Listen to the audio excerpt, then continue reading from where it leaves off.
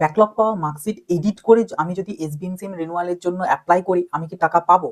এর পাশাপাশি এখন যে অড সেমিস্টারটা হলো, আমার প্রিভিয়াস ইয়ারের অড সেমিস্টারে ব্যাকলগ ছিল, ইভেন সেমিস্টারে 60% অ্যাভাব আমি মার্কস পেয়েছি, কিন্তু অড সেমটাতে ব্যাকলগ ছিল। সেই ব্যাকলগের পরীক্ষাটা তো এবার দিলাম, এই জানুয়ারি মাসে যেটা হলো, তো এখন দিলাম, এক্সাম খুবই ভালো হয়েছে এবং 60% অ্যাভাব মার্কস পাবো। তাহলে এইবারে যে মোটামুটি মিডিল অফ ফেব্রুয়ারির দিক করে তো এই অড সেমিস্টারের রেজাল্ট বেরোবে, তখন যে রেজাল্ট বেরোবে সেই মার্কশিটটাকে কি আমি আগের বারের ইভেন সেম আর এই দুটোকে মিলিয়ে আমি যদি এসবিএমসিএম এর জন্য রিনিউয়ালের অ্যাপ্লাই করি, তাহলে কি আমি স্কলারশিপ পাবো? বহু স্টুডেন্টের মধ্যে এই কোশ্চেন দুটো ঘুরপাক খাচ্ছে, তো সেই দুটোরই আমি অ্যান্সার দেবো। অনেকে জানতে চেয়েছিলে, কাজে এই ভিডিওটা কিন্তু প্রথম থেকে শেষ পর্যন্ত তোমাদেরকে অতি অবশ্যই দেখতে হবে। ভিডিওটা খুব বেশি বেশি করে প্রত্যেকের সাথে শেয়ার করতে হবে, যাতে প্রত্যেকের কাছে এই ইনফরমেশনটা পৌঁছাতে পারে। চ্যানেল নতুন হয়ে থাকলে চ্যানেলটাকে সাবস্ক্রাইব করে নোটিফিকেশনটা ক্লিক করে সেটাকে অলেতে সেট করে দেবে, এবং কোনো ডাউট কোনো কোয়ারিজ থেকে থাকলে ডেফিনেটলি আমাদের কমেন্ট বক্সে লিখে জানাবে। এর পাশাপাশি আমাদের হোয়াটসঅ্যাপ চ্যানেলেতে কিন্তু অতি অবশ্যই জয়েন হয়ে থাকবে, কারণ হোয়াটসঅ্যাপ চ্যানেলেতে আমাদের বিভিন্ন রকম কম্পিটিটিভ এক্সামের যে নোটিশ বা নোটিফিকেশনগুলো, এর পাশাপাশি ম্যাকআউটের প্রত্যেকটা আপডেট টাইম টু টাইম ওখান থেকে পেয়ে যাবে। এর পাশাপাশি সব থেকে যেটা গুরুত্বপূর্ণ, বিভিন্ন আমাদের ওয়েস্ট বেঙ্গল লেভেল হোক বা ইন্ডিয়া লেভেলে যে সমস্ত জব রিগার্ডিং যে ভ্যাকেন্সিস গুলো বেরোয়, সেই সমস্ত জব রিগার্ডিং ভ্যাকেন্সিরও তোমরা সর্বপ্রথম নোটিফিকেশন গুলো পেয়ে যাবে আমাদের ওই একটাই হোয়াটসঅ্যাপ চ্যানেল থেকে। কাজে অতি অবশ্যই জয়েন হয়ে থাকবে। হোয়াটসঅ্যাপ চ্যানেলের লিঙ্ক এই ভিডিও ডেসক্রিপশন বক্সে এবং প্রথম পিন কমেন্ট আমি দিয়ে রেখেছি। দেখো, প্রথমে আমি যদি তোমাদেরকে বলি যে এসবিএমসিএম যে রিনিউয়াল, এই রিনিউয়ালটার জন্য কি কি এলিজিবিলিটি ক্রাইটেরিয়া লাগে। ফার্স্ট যে আমাদের ক্রাইটেরিয়া, সেটা হচ্ছে নো ব্যাকলগ, অর্থাৎ কোনো ব্যাকলগ থাকা চলবে না। এটা হচ্ছে প্রথম আমাদের ক্রাইটেরিয়া এসবিএমসিএম রিনিউয়াল গেল। নেক্সট যেটা ক্রাইটেরিয়া, সেটা হচ্ছে 60% অ্যাভাব মার্কস থাকতে হবে, যেটা সম্ভবত ম্যাকআউটের ক্ষেত্রে মোস্ট প্রবাবলি 6.75 জিপিএ পয়েন্টের মতন সম্ভবত হয়। আমার এক্স্যাক্টলি এই মুহূর্তে মনে পড়ছে না, বাট 60%, ঠিক আছে। মানে এমনটা নয় যে কারোর কোনো ব্যাকলগ নেই মানে যে সে এলিজিবল, এমনটাও কিন্তু নয়। তাকে ব্যাকলগ থাকা চলবে না, প্লাস 60% অ্যাভাব মার্কস থাকতে হবে। কিসে? লাস্ট 2 সেমিস্টার, প্রিভিয়াস দুটো সেমিস্টারে মিলিয়ে তাদের 60% হতে হবে। এমনটা নয় যে পার্টিকুলার সেমিস্টারগুলোতেই তোমাদের 60 লাগবে, এমনটা না। দুটো মিলিয়ে অ্যাভারেজ 60% হলেই চলবে। এবার এইটার মধ্যে থেকে অনেকের কোয়ারিজ রয়েছে, কারণ আমাকে দেখলাম কমেন্ট বক্সে এবং তার পাশাপাশি আমাকে হোয়াটসঅ্যাপে তো অনেকজন জিজ্ঞাসা করেছিল যে এই যে দুটো সেমিস্টার বলা হচ্ছে, কোন দুটো সেমিস্টার? সেটার জন্য আমি এখানে জাস্ট সিম্পলিফাই করে দিয়েছি। যারা এখন থার্ড সেমিস্টারে পড়ছো, অর্থাৎ থার্ড সেমিস্টারের এক্সাম দিলে, এখন এই যে জানুয়ারিতে যে পরীক্ষাটা হলো, যেটার প্র্যাকটিক্যাল সিজনাল এখনো বাকি আছে, এই এখন যারা থার্ড সেমিস্টারের পরীক্ষা দিলে, তোমরা রিনিউয়ালের জন্য তোমাদের ফার্স্ট সেমিস্টার এবং সেকেন্ড সেমিস্টার, ফার্স্ট সেমিস্টার মিন যেটা তোমাদের ফেব্রুয়ারির দিক করে হয়েছিল, ফেব্রুয়ারি 2024-এ হয়েছিল, এবং যেটা তোমাদের জুন 2024-এ যে সেকেন্ড সেমিস্টারটা হয়েছিল, ওই দুটো সেমিস্টারের মার্কশিট তোমাদেরকে একসাথে করে দেখতে হবে যে তুমি 60%-এর অ্যাভাব পাচ্ছ কি পাচ্ছ না। মানে যদি নো ব্যাকলগ থেকে থাকে, যদি না থেকে থাকে ব্যাকলগ এবং 60%-এর অ্যাভাব মার্কস পেয়ে থাকো, তাহলে ওই দুটো মার্কশিট তোমাকে দিতে হবে এখন রিনিউয়ালের জন্য। যারা ফিফথ সেমে পড়ছো, তাদের যে থার্ড সেমিস্টারের এক্সামিনেশন হয়েছিল ডিসেম্বর মাসে, ডিসেম্বর 2023-এ, এবং ফোর্থ সেমিস্টার হয়েছিল জুন 2024-এ, ওই দুটোর তোমাদের যে মার্কশিট, সেই মার্কশিটগুলো দিতে হবে। এবং সেভেন সেমের ক্ষেত্রেও সেম জিনিস, ডিসেম্বর এবং তোমাদের জুনেতে যে দুটো হয়েছিল ফিফথ এবং সিক্সথ, সেইটা দিতে হবে। আশা করি এইটা আমি বোঝাতে পারলাম যে লাস্ট টু বলতে কোন দুটো।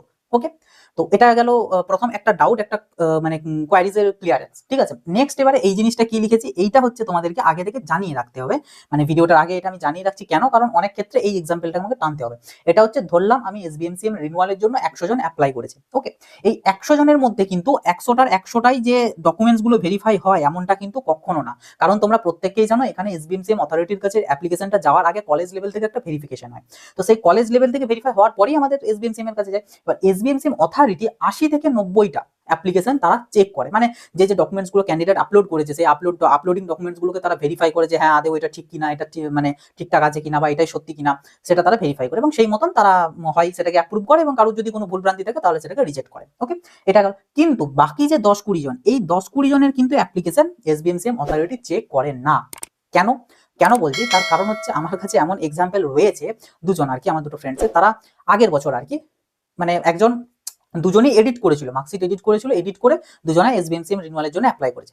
একজন টাকা পেয়েছে, মানে রিনিউয়াল হয়ে গিয়েছে ওই এডিট করাটাতেই, আরেকজন পায়নি, তার অ্যাপ্লিকেশন রিজেক্ট করে দিয়েছে। তো এটার থেকে এটা বোঝা যায় যে নিশ্চয়ই সবারটা চেক করছে না, কারণ আমার দেখাই দুজন আছে, এরকম আরো অনেকেরই আছে যারা কিন্তু পেয়ে যায়, এডিট করেও পেয়ে যায়। দেখবে তোমরা চারপাশে সিনিয়রদেরকে জিজ্ঞাসা করলে অনেকেই হয়তো বলবে যে হ্যাঁ তারা পেয়েছে। তো এটা হয়, তার কারণ হচ্ছে এটাই যে 10-20 জন, ওই যারা পেয়ে যাচ্ছে, মানে এডিট করেও পেয়ে যাচ্ছে, তারা এই 10-20 জনের মধ্যে পড়ে যাচ্ছে, যে কারণে তাদের ওই এডিট করা সত্ত্বেও তাদের কোনো অসুবিধা হচ্ছে না। কিন্তু যারা এডিট করেও করতে দিচ্ছে কিন্তু পাচ্ছে না, তারা নিশ্চয়ই ওই 80 থেকে 90 জনের মধ্যে পড়ে যাচ্ছে, যে কারণে তারা পাচ্ছে না। তো এই জিনিসটা ফার্স্টে ক্লিয়ার করে নাও যে সমস্ত ডকুমেন্টস বা সমস্ত অ্যাপ্লিকেশন তারা কিন্তু চেক করে না এসবিএমসিএম অথরিটি। তারা ম্যাক্সিমামটা চেক করার চেষ্টা করে, কিন্তু তবুও কিছু কিছু সংখ্যক ক্যান্ডিডেটের অ্যাপ্লিকেশন তারা চেক করতে পারে না, সেগুলো রেখে দেয়। মানে রেখে দেয় মিনস তাদেরটা এমনি অ্যাপ্রুভ করে দেয়, কারণ তারাও জানে যে কলেজ লেভেলে তো একবার ভেরিফাই হচ্ছে, তো কলেজ নিশ্চয়ই ভেরিফাই করেই পাঠিয়েছে, তো তারা অতটা আর কয়েকটা দেয় না, কিন্তু ম্যাক্সিমামটাই করে। ওকে, ফার্স্টে এই কয়েকটা জিনিস আমি তোমাদেরকে ক্লিয়ার করতে পারলাম। এরপরে আমি তোমাদেরকে মেন আসবো যে ওই এডিটিং এর ব্যাপারটা, যে ব্যাকলগ পাওয়া যে মার্কশিট সেগুলোকে এডিট করে আমি যদি দিই তাহলে আমি পারবো কিনা, বা এডিট করতে হলে কি কি জিনিস এডিট করতে হবে। তার সাথে সাথে ওই যেটা বললাম যে আগের বারের অড সেমিস্টার, ধরো যারা এখন থার্ড সেম দিল তারা এই ফার্স্ট সেমে একটা ব্যাকলগ পেয়েছিল, সেইটা একটা ব্যাকলগ এক্সাম এখন দিল, কিন্তু এইবারের এক্সাম ভালো হয়েছে, সো এই ব্যাকলগ পাওয়ার পর যে মানে মার্কশিটটা আসবে ব্যাকলগের রেজাল্টে, তো সেটার সাথে সেকেন্ড সেম রেজাল্ট মিলিয়ে যদি অ্যাপ্লাই করে তাহলে পাবে কিনা। তো এই বিষয়টা নিয়ে এবার আমি তোমাদের সাথে ডিসকাস করবো। দেখো, এখানে আমি তোমাদেরকে একটা এক্সাম্পল নেব প্রথমে, কারণ সমস্ত সেমিস্টারগুলোকে প্যারালাল ভাবে নিয়ে গেলে আমি ঠিকঠাক বোঝাতেও পারবো না, তোমরাও ঠিকঠাক বুঝতে পারবে না।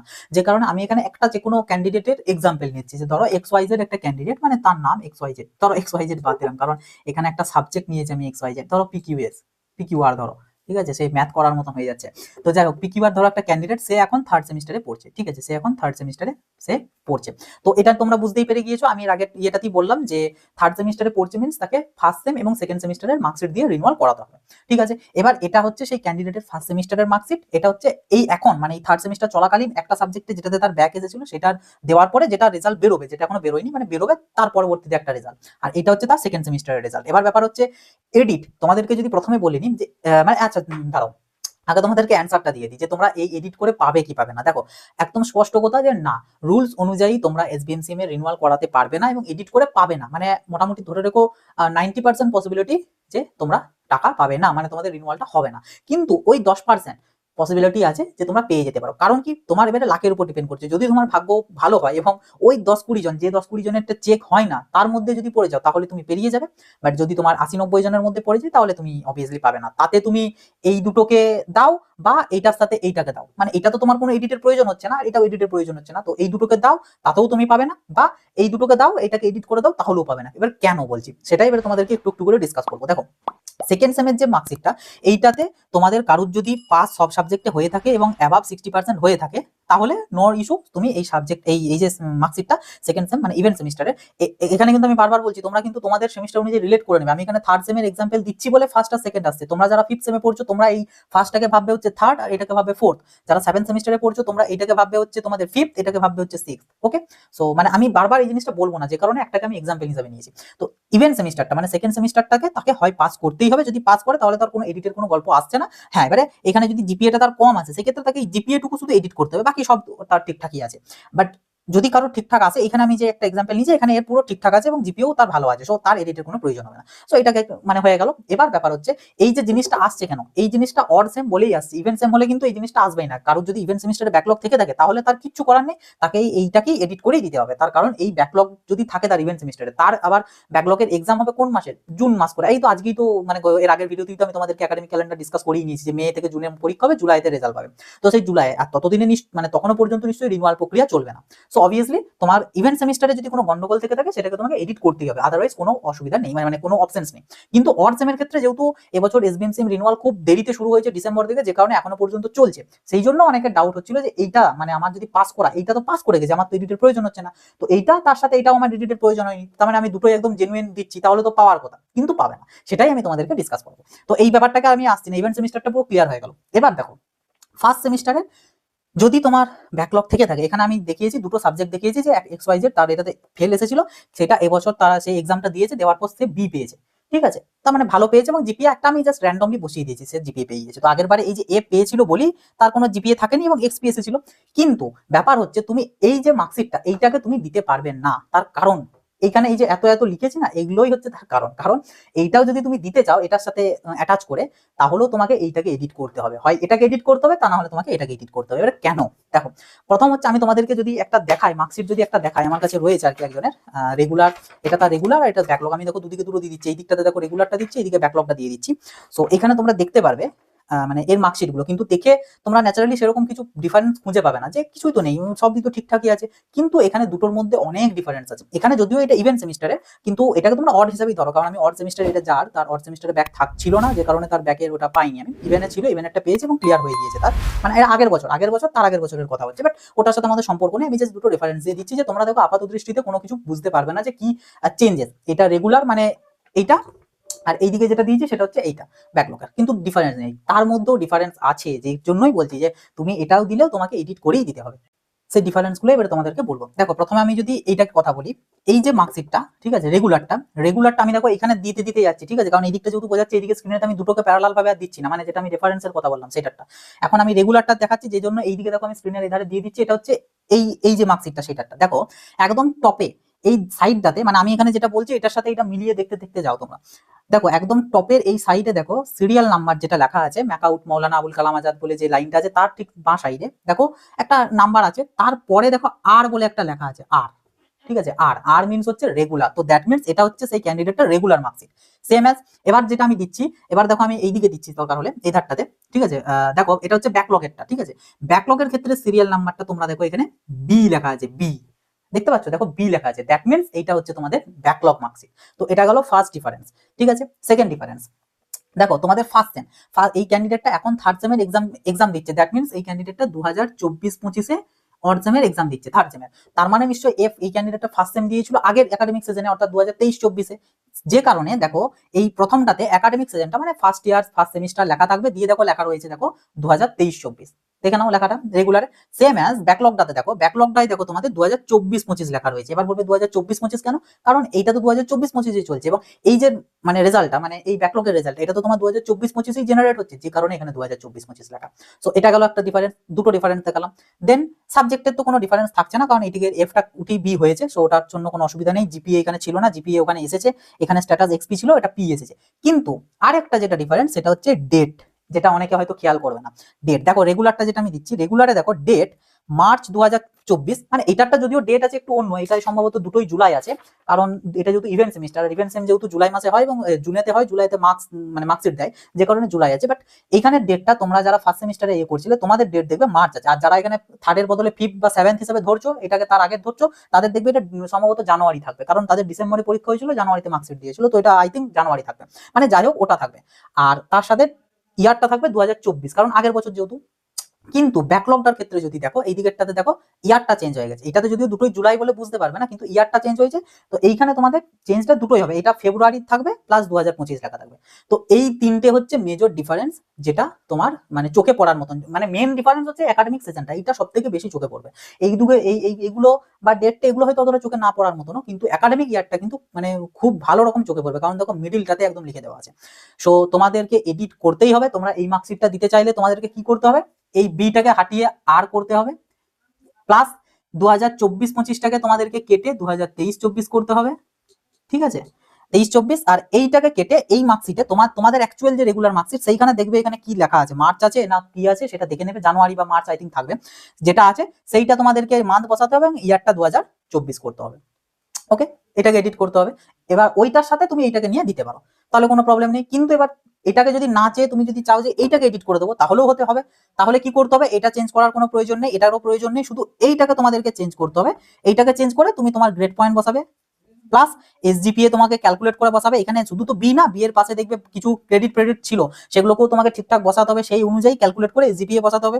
এইখানের এক্সপিটাকে কেটে পি করতে হবে, আর এখানে ডেটটা তো ঠিক আছে। মানে মেন কথা হচ্ছে তোমাকে এইখানে হলো তিনটে চেঞ্জ করতে হবে, একটা হচ্ছে সাবজেক্টটাকে চেঞ্জ করতে হবে, তৃতীয় হচ্ছে এসজিপিএ বসাতে হবে, আর এটা চেঞ্জ করতে হবে। আর তুমি যদি এটাকে এডিট করতে চাও, এখানেও তোমাকে তিনটেই চেঞ্জ করতে হবে, সেটা হচ্ছে বিটাকে কেটে আর করতে হবে, এইটাকে ডেট মানে ইয়ারটাকে চেঞ্জ করতে হবে, আর ডেটটাকে তোমাকে চেঞ্জ করতে হবে। এখানে হলো তিনটে চেঞ্জ, এবারে তোমার যেটা সুবিধা সেটাকে চেঞ্জ করবে।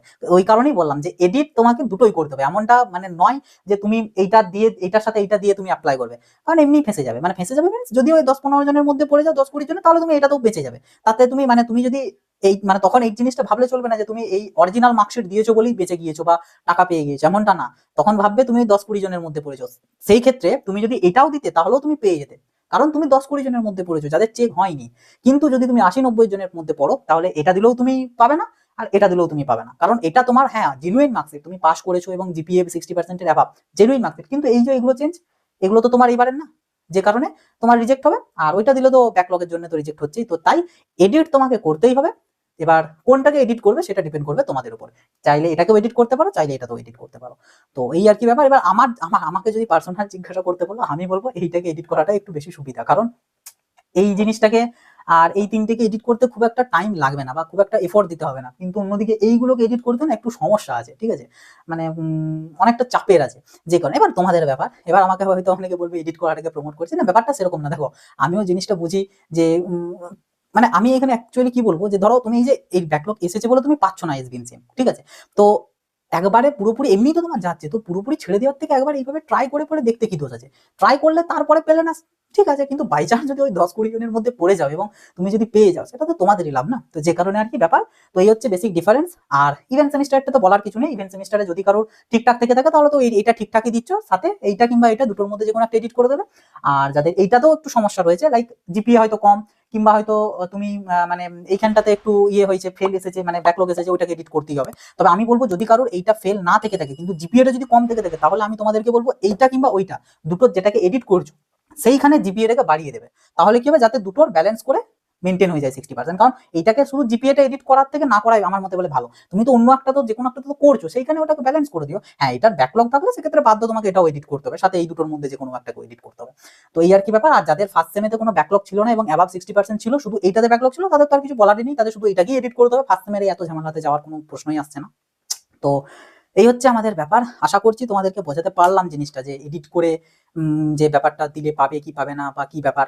মানে এমনটা নয় যে জেনুইন দিয়ে, মানে এইটাকে দিয়ে পেয়ে গিয়েছো, তার বুক ফলানোর কিছু প্রয়োজন নেই যে তুমি জেনুইনটা দিয়েছিলে বলেই পেয়েছো, এমনটা নয়। তুমি পেয়েছো কারণ তুমি 10-20 জনের মধ্যে পড়েছিলে।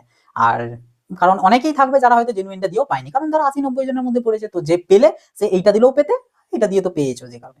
তো যাই হোক, বেশি আর মানে ভাটাবো না জিনিসটা। আশা করি জিনিসটাকে আমি তোমাদেরকে ক্লিয়ার করতে পেরেছি। এবার সেমিস্টার গুলো তোমরা তোমাদের অ্যাকর্ডিং অনুযায়ী চেঞ্জ করে নেবে। আমি তো বলেই দিলাম, এটা যাদের ফিফথ হবে তাদের এটা থার্ড এবং ফোর্থ হিসাবে ধরবে। মানে সেম কথা প্রযোজ্য, শুধু সেমিস্টার যেগুলো ফার্স্ট সেম বললাম সেগুলোকে থার্ড সেম হিসাবে ট্রিট করবে, আর যেটা সেকেন্ড সেম বললাম ওটাকে ফোর্থ সেম হিসাবে ট্রিট করবে। সেভেন্থ সেম হলে সেম জিনিস, ফিফথ আর সিক্সথ হিসাবে হবে। ওকে, তো এই হচ্ছে ব্যাপার। আশা করছি তোমাদেরকে আমি বোঝাতে পারলাম পুরো ব্যাপারটা। তো ভিডিওটা যদি ভালো লেগে থাকে এবং হেল্পফুল মনে হয়, অবশ্যই একটা লাইক করে দেবে, খুব বেশি বেশি করে প্রত্যেকের সাথে শেয়ার করে দাও। যারা মানে এরকম ব্যাক এসে আছে এবং ভাবছে, এই চিন্তা ভাবনা করছে, তাদের সাথে শেয়ার করে দাও, যাতে তারা এই জিনিসটা অবগত হয়ে এবং এই বেসিক ডিফারেন্স গুলোকে এডিট যাতে সে করে পরে দিতে পারে, ঠিক আছে? তো এটাই আর কি। আর তাছাড়া চ্যানেলে নতুন হয়ে থাকলে অবশ্যই চ্যানেলটাকে সাবস্ক্রাইব করে নোটিফিকেশনটা ক্লিক করে সেটাকে অলেতে সেট করে রাখবে, কারণ বিভিন্ন রকম তথ্য, বিভিন্ন আপডেট, বিভিন্ন খবর নির্ভুলভাবে এই চ্যানেল থেকে তোমরা পেয়ে যাবে। এর পাশাপাশি আমাদের হোয়াটসঅ্যাপ চ্যানেলে অবশ্যই তোমরা জয়েন হয়ে থেকো। হোয়াটসঅ্যাপ চ্যানেলেতে যাবতীয় আপডেট, ম্যাকআউট রিগার্ডিং আপডেট, আমাদের বিভিন্ন কম্পিটিটিভ এক্সামের আপডেট, বিভিন্ন জব ভ্যাকেন্সিজের আপডেট, সমস্ত আপডেট পেয়ে যাবে আমাদের ওই হোয়াটসঅ্যাপ চ্যানেলে। অবশ্যই তাই জয়েন হয়ে থাকবে। লিঙ্ক এই ভিডিও ডেসক্রিপশন বক্সে এবং ভিডিওর প্রথম পিন কমেন্টে দিয়ে রেখেছি। তো চলো, আসি, আবার দেখা হবে নতুন একটা ভিডিওতে। সকালে ভালো থাকবে, সুস্থ থাকবে, বাই।